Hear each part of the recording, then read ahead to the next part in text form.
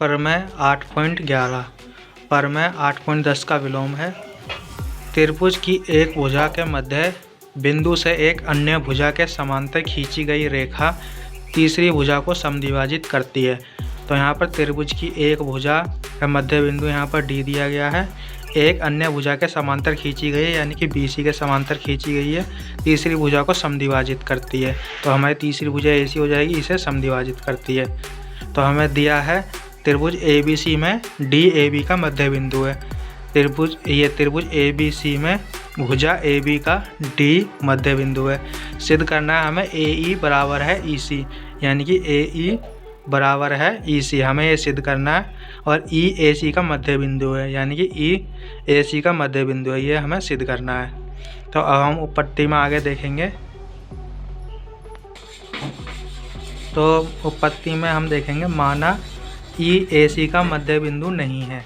तो हमने E को AC का मध्य बिंदु नहीं माना तथा E' का मध्य बिंदु है। हमने E' को AC को मध्य बिंदु मान लिया। तो क्या हो जाएगा फिर वो AE बराबर हो जाएगा, यानी कि AE' बराबर होगा E' के, क्योंकि ये मध्य बिंदु है AC का, हमने E' को मध्य बिंदु मान लिया।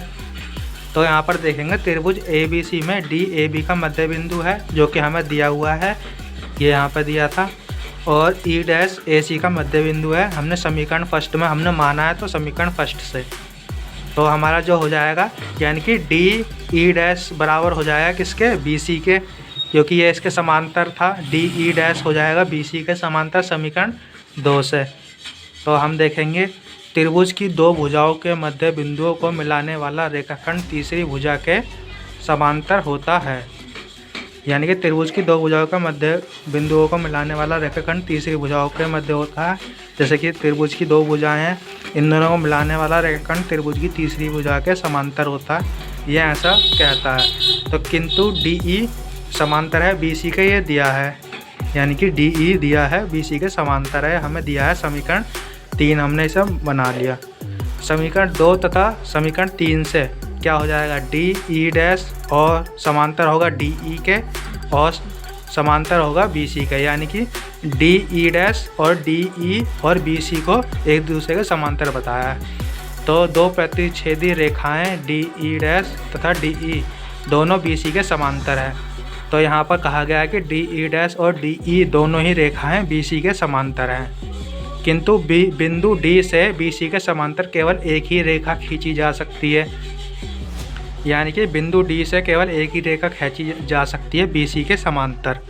तो यहाँ पर हम क्या कहेंगे अब कि DE' तथा DE एक ही रेखा होगी।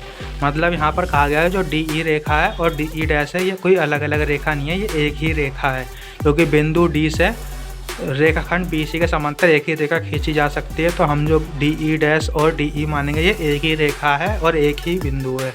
तो यहाँ पर कहा गया है बिंदु D के BC के समांतर केवल एक ही रेखा खींची जा सकती है और DE' तथा DE एक ही रेखा होगी तथा E' व E एक ही बिंदु होंगे। जो हमने E' और E जो अलग अलग बिंदु माने, ये अलग नहीं है, एक ही बिंदु पर स्थित है। E' और E एक ही बिंदु है। तो EAC का मध्य बिंदु है, यह हमें सिद्ध करना था। तो जो हमारा E हो जाएगा वो AC का मध्य बिंदु हो जाएगा। E' और E जो हमने माना था वो एक ही बिंदु पर स्थित हैं। तो AC रेखा का जो हमारा मध्य बिंदु हो जाएगा वो E हो जाएगा, EAC का मध्य बिंदु है। हमने यहाँ पर 8.11 परमय का अपना इस प्रकार से हल करा।